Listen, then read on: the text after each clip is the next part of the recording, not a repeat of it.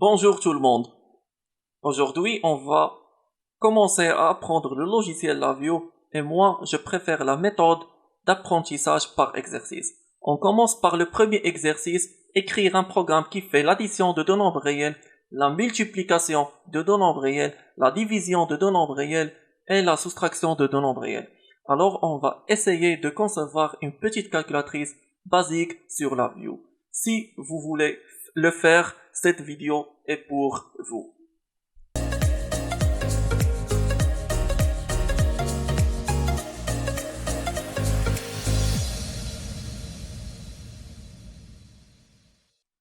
Maintenant, quand je lance la vue, cette fenêtre apparaît.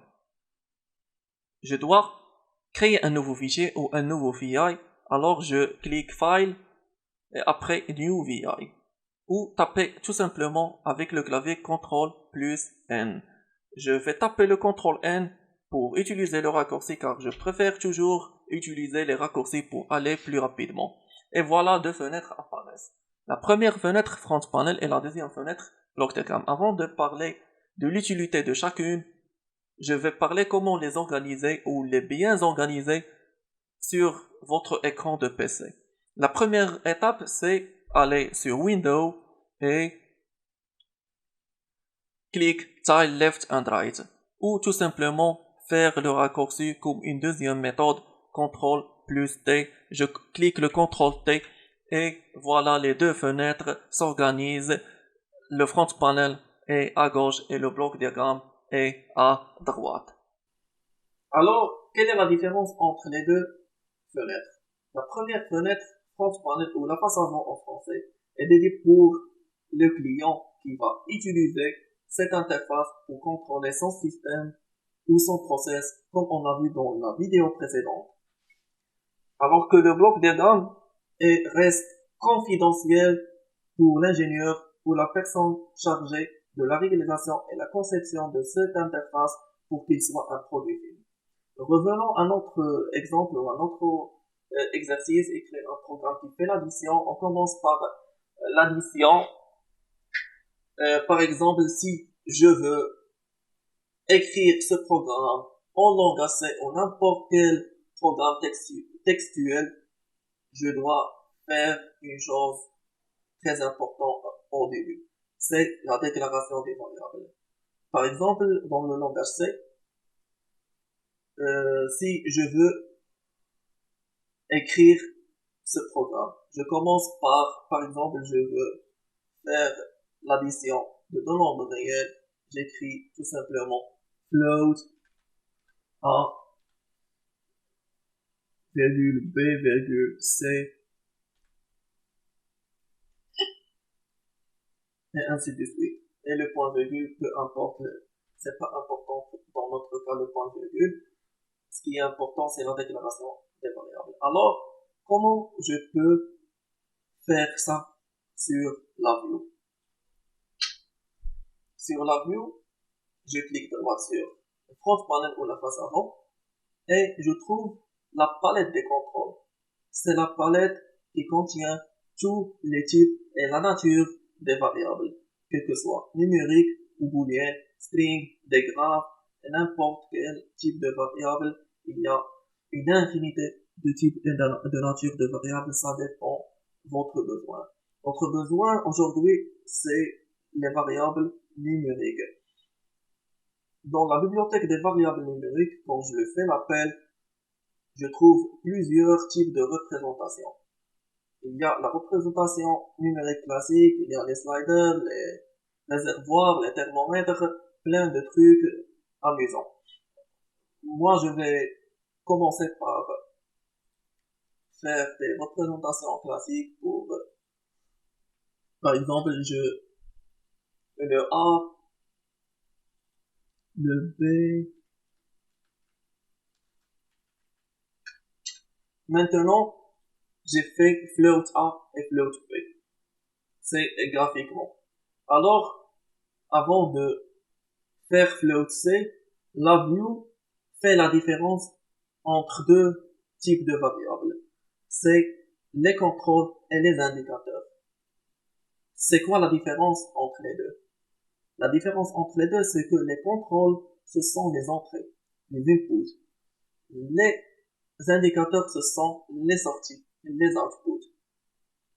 C'est-à-dire, je peux écrire sur le contrôle, mais je peux lire sur l'indicateur. Alors, le résultat stocké, ça sera stocké dans un indicateur, car je peux pas jouer ou modifier le résultat. Je peux jouer sur les entrées, ce sont les deux nombres à calculer leur addition. Alors, je fais maintenant le float C comme un indicateur et je trouve les terminaux de A, B et C dans le bloc diagramme. Chaque chose, je le fais. Sur la face avant, je crée son terminal au bloc diagramme. Mais le contraire n'est pas toujours vrai. Car maintenant, je dois chercher la fonction d'addition. Alors, je clique droit sur le bloc diagramme et j'appelle la palette des fonctions. La palette des fonctions contient plein de trucs, plein de types de fonctions, les structures, les fonctions arithmétiques, les fonctions logiques, les fonctions de comparaison, plein de trucs. Mais maintenant, ce qui m'intéresse, ce sont les fonctions numériques. Je fais appel à la bibliothèque numérique et je cherche l'addition. Voilà l'addition. Et maintenant, je peux continuer mon programme par câblage. Je peux câbler, comme vous voyez, le curseur est un plus.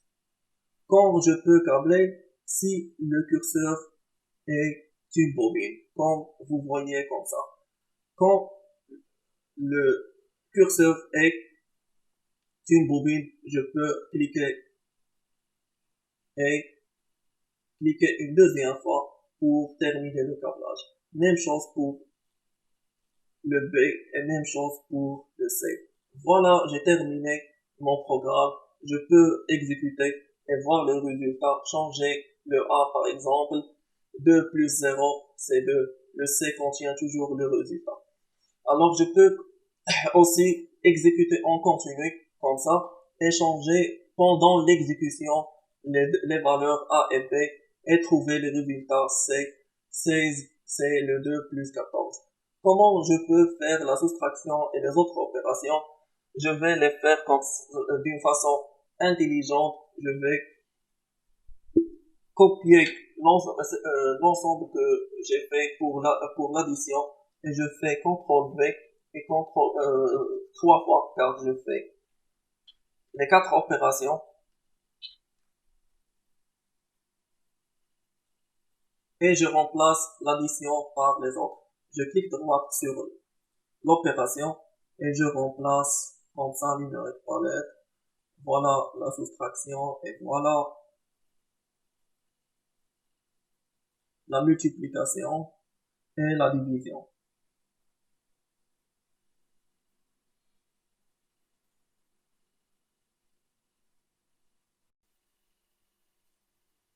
Maintenant, nous reste la décoration. Comment je peux décorer cette interface? Je peux l'organiser de la façon suivante. Je peux utiliser ces options-là au-dessus. Je prends par exemple l'essai. Par exemple, voilà l'essai, les A, les B.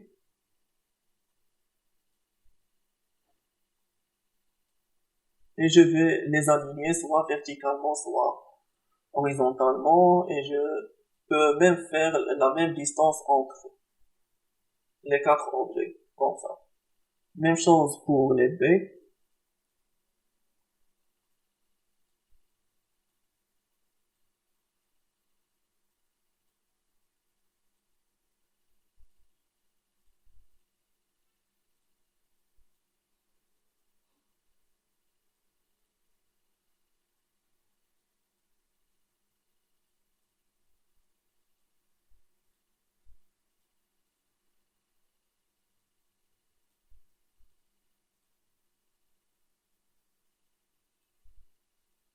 Et même chose pour les C, pour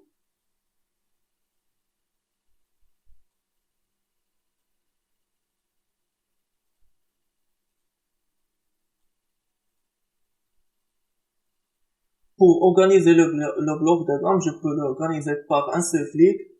Comme ça, je clique le bouton Clean Up Diagram et le bloc diagramme s'organise automatiquement. Maintenant, on a terminé notre exercice.